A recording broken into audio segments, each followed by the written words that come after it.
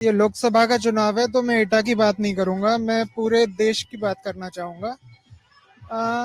आज के दिन हमारे सामने मुद्दा, हम लोग पॉल्यूशन को मुद्दा ही नहीं बनाते हैं, जो कि हमारी हेल्थ से, हमारे बच्चों की हेल्थ से सीधे रिलेट करता है। तो मुझे लगता है कि हमें पॉल्यूशन को, ना हमें कोई नेता बताता, ना कोई मीडिया बताता कि हमारे देश में पॉल्यूशन की कितनी बुरी हालत है। बेंगलोर में आज के दिन ये हालत है कि पानी की बहुत ज़्यादा किल्लत है। बेंगलोर एक बहुत बड़ा आईटी सेक्टर है, डेवलपमेंट के हिसाब से बहुत बड़ा है, बट वहाँ पर हम लोग ना पानी की बात करते हैं ना हवा की बात करते हैं। आज हमारे यहाँ AQI जो इंडेक्स है, एयर क्वालिटी इंडेक्स, वो इतना खराब है कि जो हम सांस ले रहे हैं वो जहरीली हवा हमारे अंदर जा रही है, जिससे कि हमें बहुत बीमारियां होती हैं।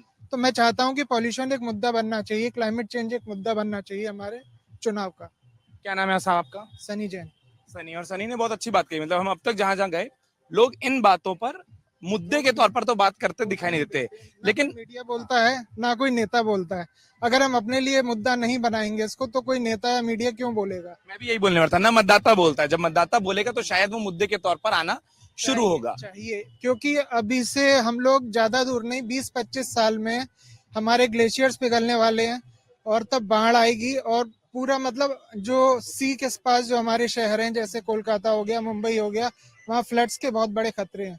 और हमारा जो नॉर्थ यूपी है वो पूरी तरह हिमालयन रेंज से सारे वाटर सप्लाई होता है उसका।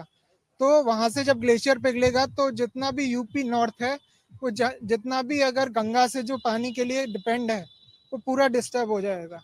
और लद्दाख में आजकल यही मुद्दा उठा रहे हैं हमारे सोनम वांगचुक जी, पर उसकी खबर ना कोई मीडिया दिखा रहा है, पूरा ब्लैकआउट करके रखा हुआ है।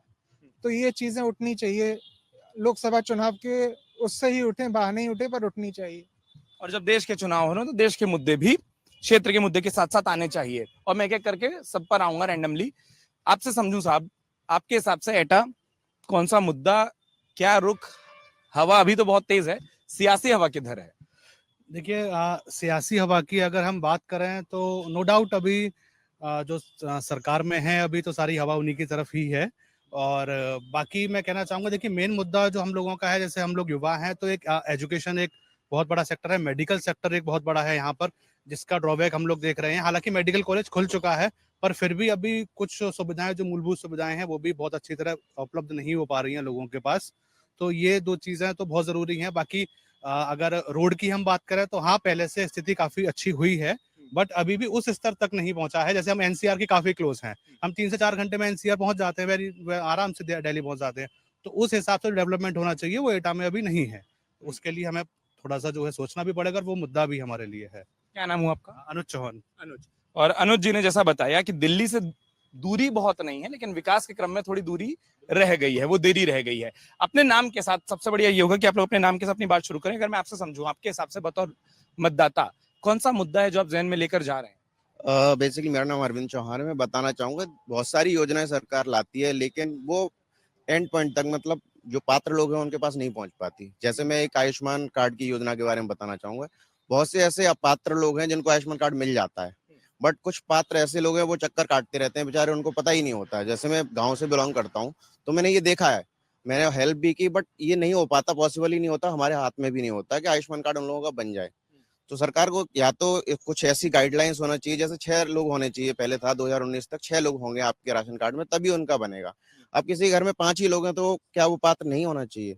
उसके अलावा राशन कार्ड का आप देख लीजिए, बहुत से ऐसे लोग हैं जिनके पास सब कुछ है लेकिन उन्हें राशन ले रहे हैं फिर भी वो। तो इन सब चीजों को मुझे लगता है कहीं ना कहीं अधिकारियों को और राजनेताओं को ध्यान देना चाहिए।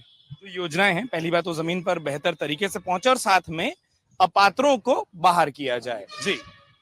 पुनीत नाम है मेरा। और जैसा इन भाई साहब ने बताया, योजनाएं जो है बहुत अच्छी सरकार की योजनाएं हैं, पर दिक्कत वही है कि जो पात्र हैं उनके पास तक वो सारी चीजें निचले स्तर तक नहीं पहुंच पाती हैं।